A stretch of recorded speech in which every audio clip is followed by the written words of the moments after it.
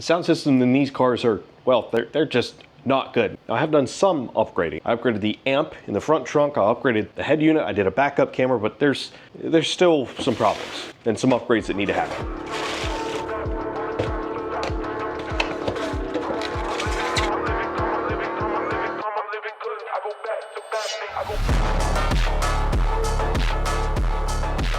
Now this is an entire speaker overhaul. This is the front dash speakers, the rear door card speakers, and these are also the mid/subs in the doors themselves. You'll just have to take my word for it. These speakers sound really, really bad. They're shot all around, and it's to be expected. Cars like 20 some years old with 150,000 miles. The speakers may sound terrible and the car may have 150,000 miles and be 24 years old, but man, does it still look good. Also, my backup camera stopped working. I know why. I don't really know how it happened, but I know why.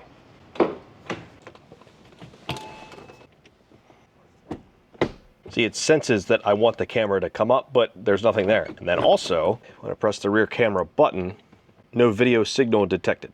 I'm gonna fix all that. I gotta tear this dash off here and I'll show you exactly what happened.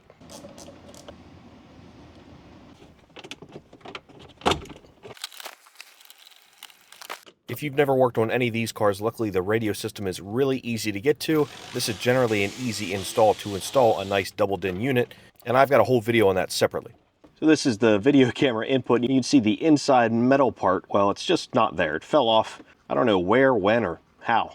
I do not want to run this whole cable all over again. That was kind of a nightmare. So my hope is I can cut this, splice it together. It looks like 2 wires plus, I'm assuming, this is maybe ground. So if that's the case, this shouldn't be too bad.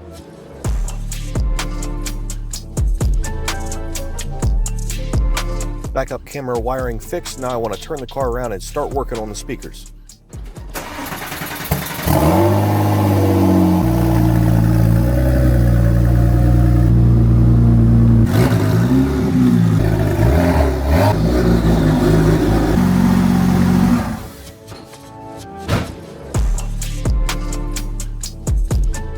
For the dash and rear door card speakers, I went with Pioneer 4-inch 150 watt two-way speakers, and I'll have these linked below. These are very cost effective and available on Amazon. Look, you actually fit back there. You're about the only human that can fit in those back seats. Seriously, they're like really tiny. Yeah, here, look. These are about as close as a bolt-in speaker as you can get. They just need a little bit of modification, but no special tools. You can do this at home really easily. It's just literally falling apart.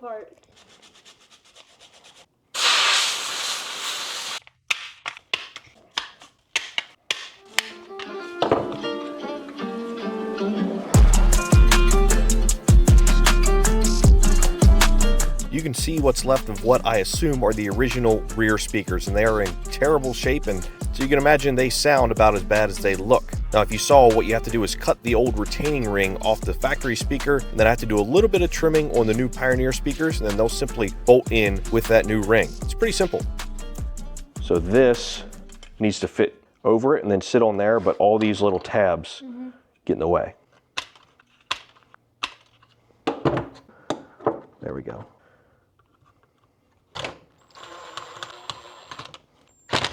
You got to do just a little bit of wiring. The factory speaker connectors can no longer be used, so a little bit of wiring is required. It's simply using the speaker wire that came with the kit and then just some butt connectors to the wiring in the door cards. It's super simple. Yeah, there you go. And if you didn't already know, this is my nephew Hoyt, who's really into cars and has been helping me out on a bunch of projects lately.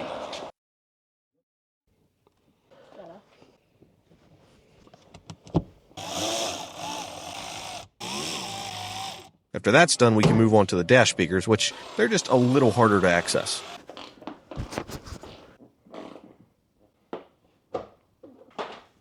I was surprised to find that someone replaced these front speakers with kickers. They still didn't sound good though.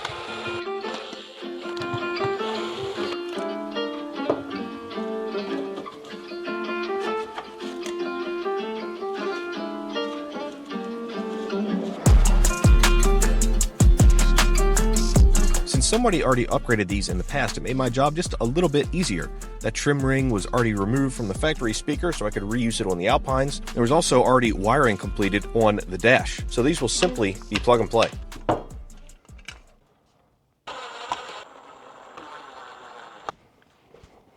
Looks like a mess up there right now.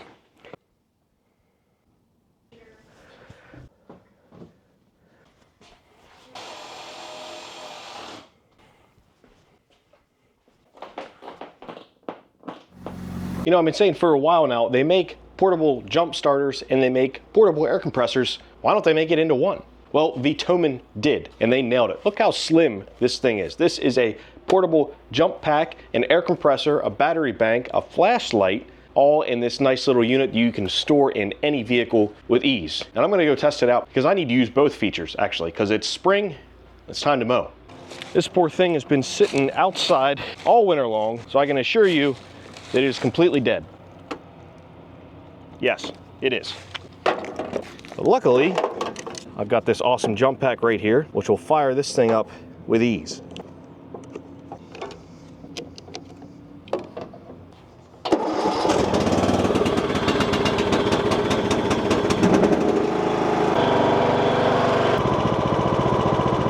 The lawnmower also had a flat tire, as you can see here, but the Vitomin X7 can fill it up really easy with just a couple pushes of buttons, whether it's a car, a bicycle, or a basketball.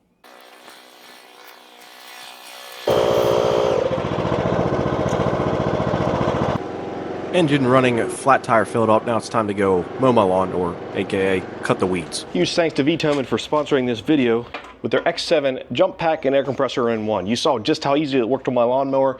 This will work on cars as well, obviously. This should be in every car you own, even if you have a lot of them. I've got a link below for you guys to check this out. Great, great unit to have.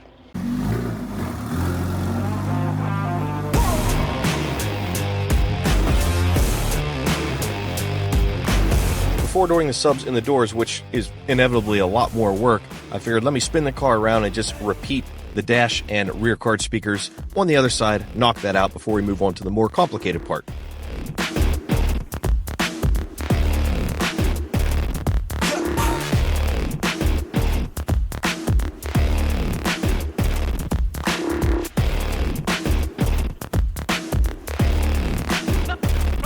The door speakers, or subs if you will, are going to be more complicated because they're going to need some more customization to make sure they fit.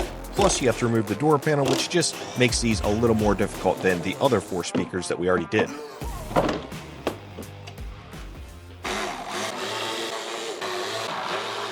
This.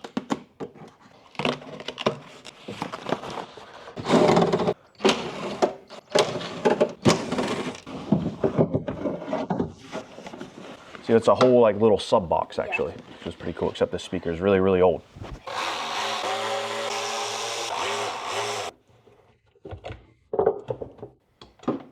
Can't be putting dirty stuff back in.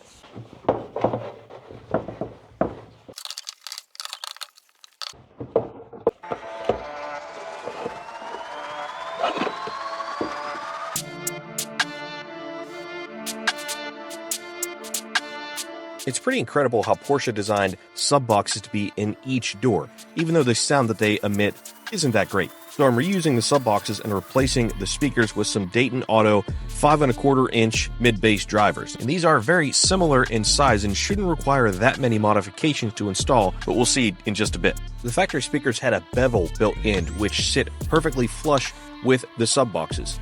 The new speakers do not have that bevel, so I'm adding foam here to seal these up 100%. That should work just fine. That's really nice. We did a good job. I have to cut some of this off. Yeah. That way it doesn't hit that.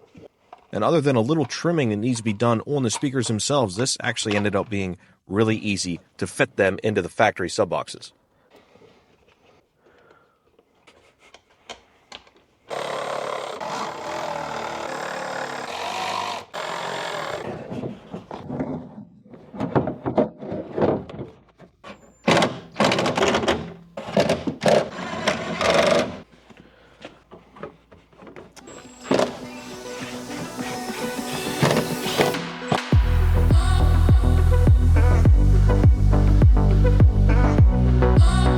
You can see the new speakers fit perfectly in the sub boxes in the door. I could even reuse the factory wiring.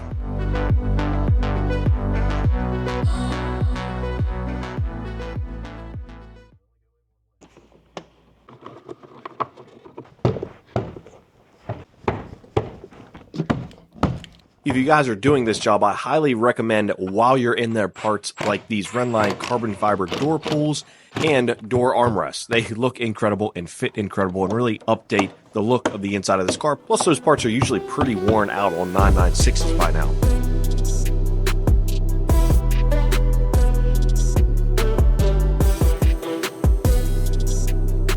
Once I figured out how to do it on the passenger side, it was a simple, easy job on the driver's side.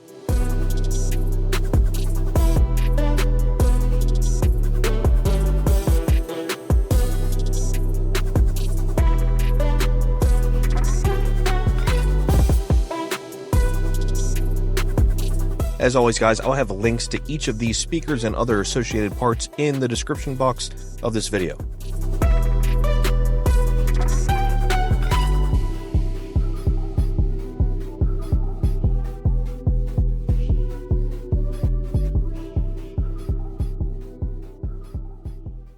Something else I have to do, I'm getting some like ground input, if you guys know what that is. So like it's almost like alternator one. Whenever you start up the car, like you can hear it inside. Like the higher I rev the engine, you hear like the whining sort of through the speakers. So it's not terrible, but it is annoying. So I'm wondering if I switch the ground on the amp, if that'll help. We'll see. It's a long shot, but I have the ground right there. So I'm wondering if I take the ground from there and I put it on this juicy unused ground right there. I think it'll reach.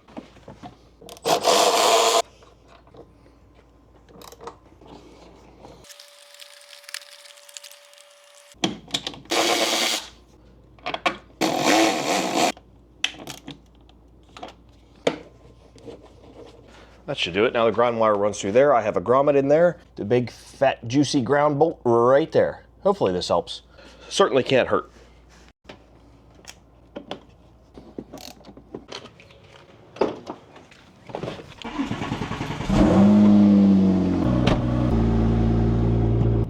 Nope.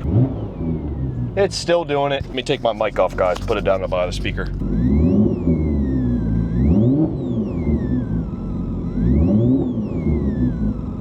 So one thing I did get is this Boss noise filter. It simply just plugs in. I mean, it can't hurt, right? I can give it a try. Technically, I would need a few of these because I have 5 inputs into the amp. If this helps, I think I'd notice right away. I think these are the front speakers. Let's see if this does anything. If it does work, I'll probably grab one more for the rear speakers. I think the subs will be okay.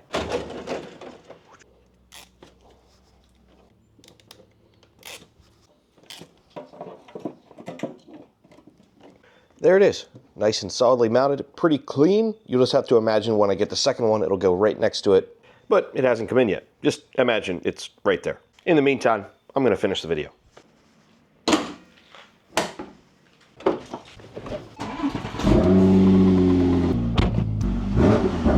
I might have fixed it. I don't hear anything in here. Let me put the windows up.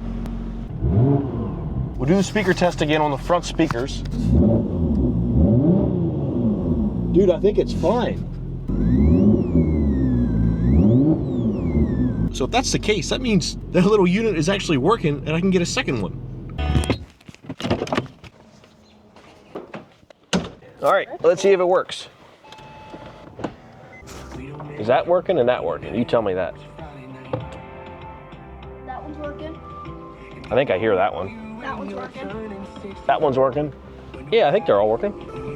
Turn it up.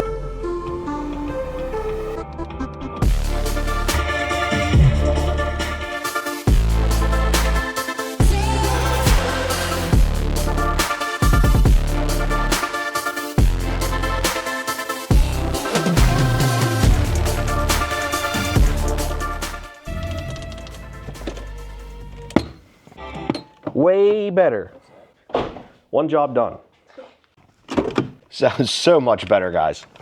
Massive upgrade, guys. Obviously, really happy with the sound system. Is it like a pro installed system? No, but all of this only cost a few $100s and it's gonna make your 25-year-old Porsche sound way better.